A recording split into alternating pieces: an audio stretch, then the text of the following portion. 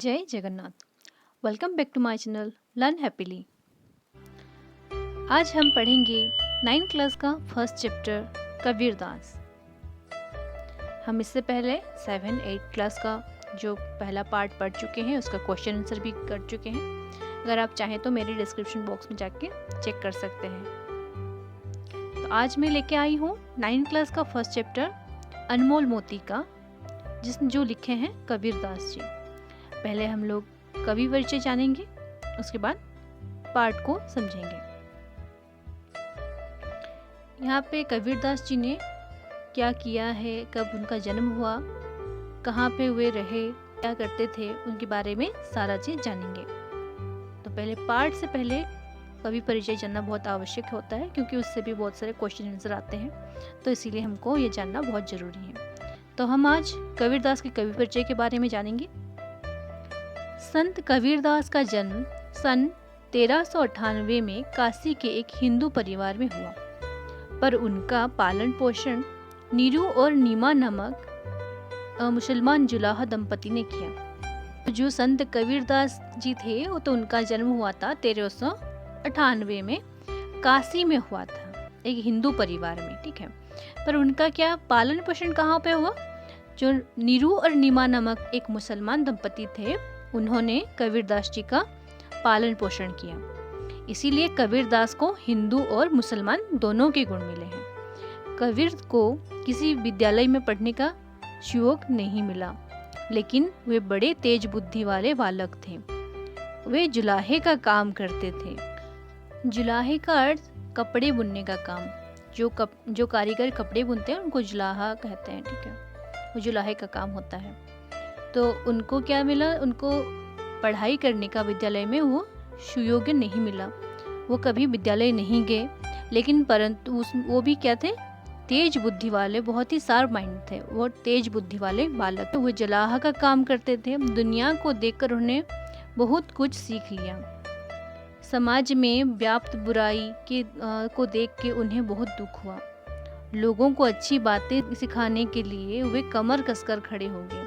तो ऐसे होता है ना कि जो स्कूल नहीं गए, लेकिन वो क्या किए? वो समाज को देख करके, दुनिया को देख करके, दुनियादारी के बारे में, क्या सच है क्या झूठ है, क्या अच्छा है क्या बुरा है, क्या करना चाहिए क्या नहीं करना चाहिए, इन सारे कार्य के बारे में उनको अवगत हुआ, और बहुत अपने अनुभव के द्वारा वो बहुत कुछ चीज़ों को जानने में सक्षम हुए।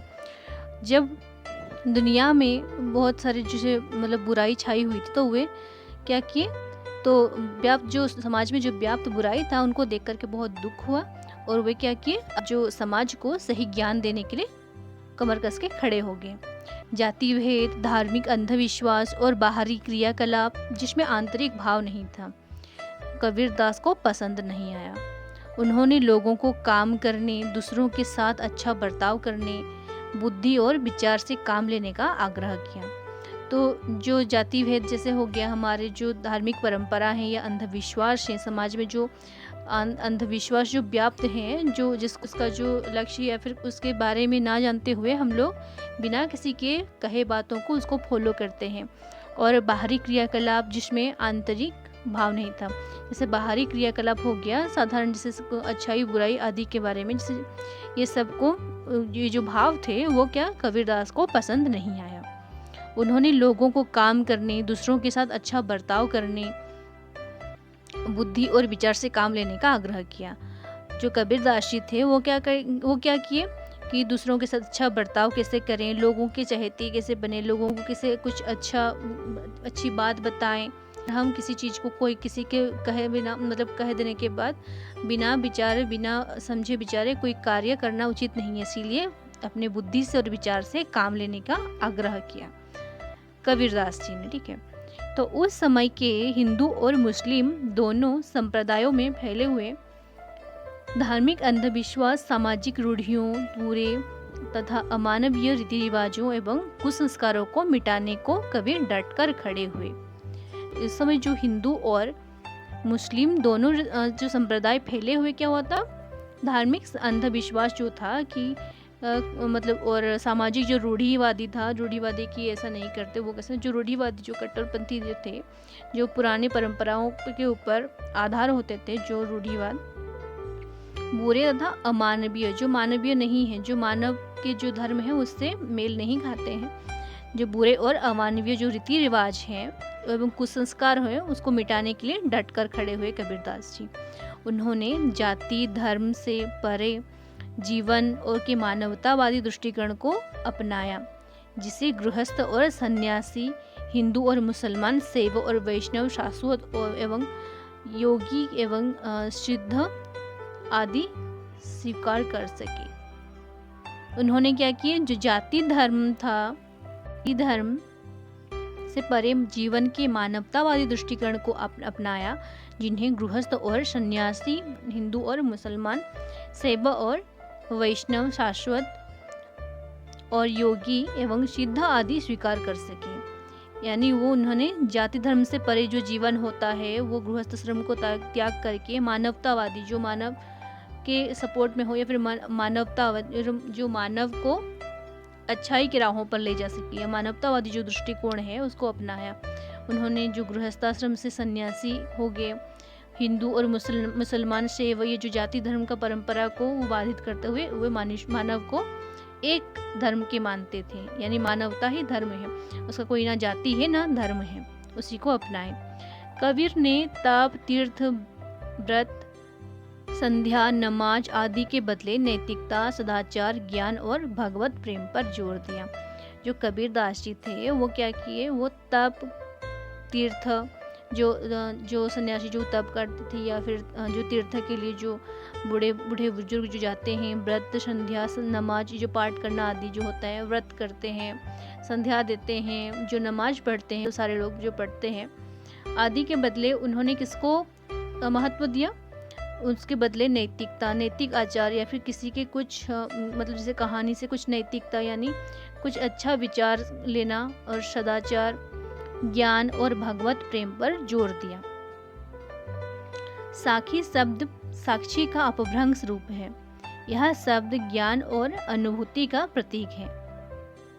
जो साक्षी शब्द है वो क्या है, साक्षी का अपभ्रंश है, यानी उससे अपभ्रंश होकर के साक्षी बोला गया है, लेकिन उसका सही अर्थ है साक्षी।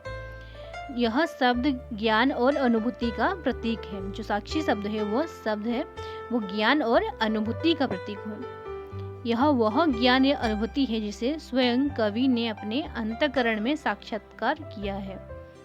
कबीरदास की साखियां हैं इसी ज्ञान और अनुभूति की साक्षी है, अर्थात साक्षात्कार करने और कराने वाली है। तो यही है कि यह वह ज्ञान और अनुभूति है जिसे स्वयं कवि ने क्या अपने अंतःकरण से साक्षात्कार किया था। जो साक्षी है उसने कबीरदास जी के जो ज्ञान और अनुभूति का साक्षी है, वह साक्षात्कार करने और कराने वाली है। कबीरदास की जो भाषा है वो सधुकड़ी है। तो ये था कबीरदास जी के जीवन परिचय या जो कवि परिचय भी कहते हैं। तो नेक्स्ट हमारा आता है दोहा। मनीषा जन्म दुर्लभ है, देह न बारंबार, तरुवर ते फल झड़ी पड़या, बहुरी न लागे डार।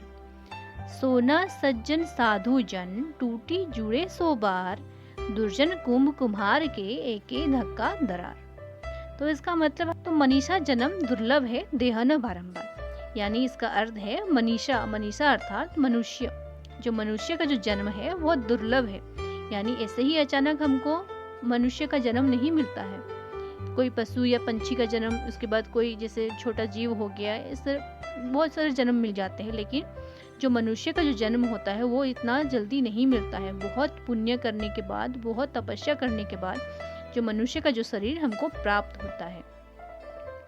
ये जो देहा है ये बारंबार हमको नहीं मिलता है। तो यही इसका अर्थ है, मनुष्य का जो जन्म है बहुत ही दुर्लभ है, ये हमको बार बार प्राप्त नहीं होता। तरवर थे फल झड़ी पड़या, बहुरी न लागे डार। जो तरवर अर्थात पेड़ है। पेड़ से क्या होता है, पेड़ से जो फल गिर जाता है तो उसमें क्या होता है, वो दोबारा से उस पेड़ में नहीं लग जाता। अगर जैसे पत्ता गिर गया या फिर कोई फल गिर गया, जैसे मानो कि एक आम का पेड़ है, आम के पेड़ से अगर आम गिर जाता है तो वो आम उस पेड़ में दोबारा नहीं लग सकता। इसी तरह इसका मतलब मानव को समस्त शारीरिक विषय वासनाओं को त्याग करना चाहिए। इस क्षणभंगुर शरीर के रहते साधना के जरिए ईश्वर की उपासना करनी चाहिए, तभी दुर्लभ मानव जाति का या फिर मानव जीवन का सदुपयोग हो सकेगा। तो नेक्स्ट है, सोना सज्जन साधु जन टूटी जुड़े सो बार, दुर्जन कुंभ कुम्हार के एक ही धक्का दरार। यानी सोना सज्जन साधु जन, यानी जो सज्जन है, सज्जन व्यक्ति को सोना के साथ तुलना किया गया है। सोना सज्जन, जो सज्जन है वो सोना के समान है। सोना सज्जन साधु जन टूटी जुड़े सो बार, जो साधु जन है वह एक बार टूट जाने के बाद भी वो बार बार जुड़ सकता है। इसीलिए कहा गया है कि टूटी जुड़े सो बार। वो एक बार अगर उसको मनमुटाव हो गया या फिर उसका जो ध्यान भटक गया, वो एक जगह से विभ्रांत हो गया, तो फिर भी वो फिर से वो अपना मन उसी परमात्मा के ऊपर लगा सकता है। जो सज्जन साधुजन जो होते हैं वो सोने के समान होते हैं, टूट जाने के बाद भी वो 100 बार जुड़ सकते हैं। उसके बाद दुर्जन कुंभ कुम्हार के एक ही धक्का दरार, लेकिन जो दुर्जन होते हैं वो कुम्हार के कुंभ की तरह होते हैं, जो अगर एक झटका दे दिया जाए तो वो टूट के गिर पड़ते हैं। वो सज्जन के भांति एक बार टूटने के बाद भी बार बार नहीं जुड़ सकते। जो कुम्हार के जो कुंभ होता है वो दुर्जन को कहा गया है। एक ही धक्का दरार, यानी वो एक धक्का देने के बाद ही दरार पड़ जाता है उसमें। जैसे कुम्हार के घड़े जैसे होते हैं, एक धक्का या फिर एक झटके से टूट जाते हैं। मतलब सज्जन लोग सर्वदा मित्रता बनाए रखते हैं, मगर दुर्जन जरा सा खटपट होते ही अलग हो जाते हैं।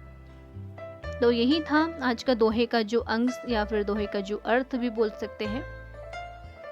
आशा है ये वीडियो आपको पसंद आया होगा, और ऐसे ही वीडियो के लिए मुझे सब्सक्राइब करें और मेरे चैनल को लाइक एंड शेयर करें। Thank you.